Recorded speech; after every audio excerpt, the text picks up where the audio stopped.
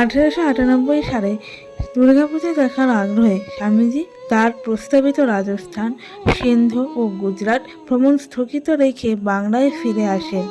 ওই সালেই তিনি খেতড়িরাজকে চিঠিতে লেখেন, গত 10 বছর বাংলাদেশে দুর্গাপূজা দেখিনি। দুর্গাপূজা সেখানকার একটি ধুমধাম ব্যাপার, আশা করি এবছর পূজা দেখব।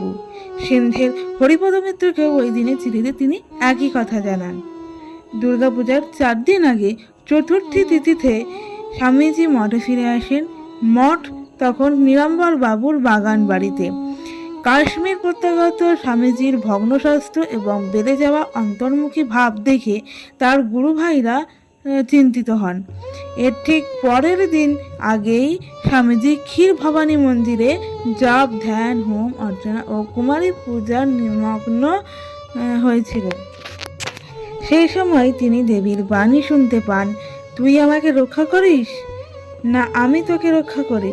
ফলে স্বামীজির চিন্তা কর্মপ্রণালীতে আমূল পরিবর্তন এসে তার মধ্যে এই ভাবটি আবিষ্ট হয়েছিল যে তিনি জগন্মাতার বালক।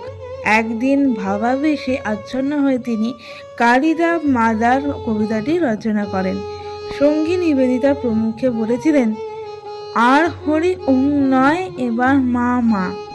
দেবী মহাশক্তি স্বামীজির ভাব জগৎকে কতটা আচ্ছন্ন করেছিলেন তার উল্লেখ পাওয়া যায় ভগিনী নিবেদিতার স্মৃতিকথায়। স্বামীজি তাকে বলেছিলেন, দেখো, আমার দৃঢ় বিশ্বাস কোথাও এমন এক মহাশক্তি আছেন যিনি নিজেকে প্রকৃতির সত্তা বলে মনে করেন। তারই নাম কালী, তারই নাম মা। নমস্কার।